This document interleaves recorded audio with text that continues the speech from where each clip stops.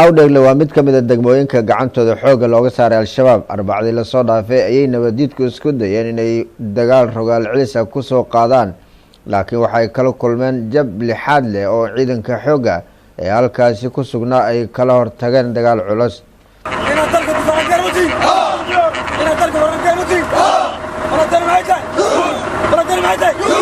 dagaalkaas waxaa argagixisada looga qabtay maleeshiyaad hadda ku jira gacanta ciidanka xooga dalka.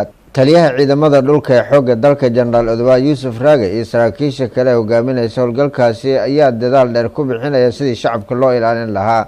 al-shabaab ayaa inta badan kasii cararay degmadaasi waxaana ay halkaasi ku lahaayeen hanti iyo xoolo aada u fara badan oo ay dadka shacabka deegaanadaasi ku dhaqan ay kasoo kaxayseen oo lo u badan.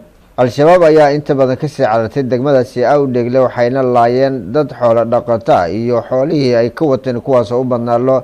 taasina waxa ay tusinaysaa guul darada ay kala kulmeen degmada Awdhegle.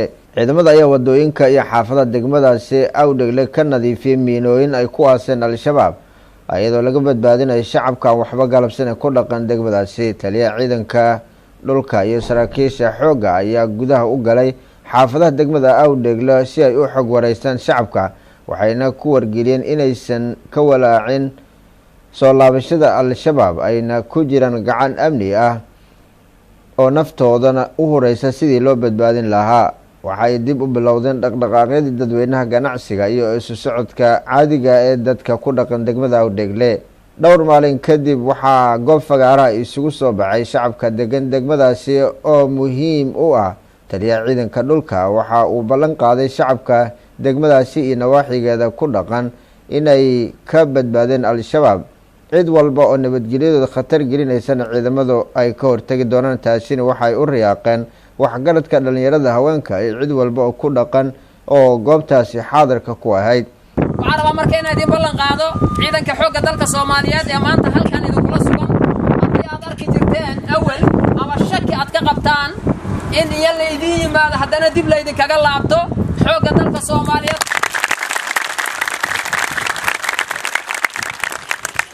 xoogga dalka Soomaaliyeed inuu hore u socdo moogi ee maamulka iyo hay'adaha amniga iyo booliska inuu halkan uga tagay oo hore u socdo moogi uma qorshaysno horta inuu 1 mitir xataa gadaal u laabto.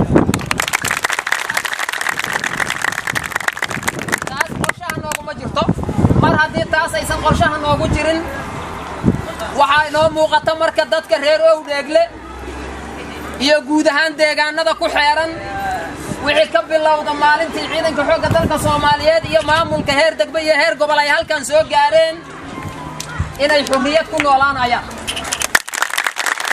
taliyaha wuxuu ciidamadiisu ku amray ahmiyadda koowaad inay siiyaan u gargaaridda dadka muddada dheer cadowga ay gacanta ku hayeen oo ay gumaadayeen. taliyaha ciidamada commandoska ee Soomaaliya howlgalkaasi qaybta ka gaashanle Cabdiraxmaan Jeeni Qaar oo telefishin qaranka la hadlay ayaa sheegay in argagixisada haatan uu gaaray jab aada u weyn waxaana uu hoosta ka xariiqay inay sii socon doonaan howlgallada inta nabad waarta looga aslaaxin doono guud ahaan gobolka Shabeellaha Hoose oo goobaha maleeshiyaadkaasi ay ku dhumaalaysanayaan ay ka tirtay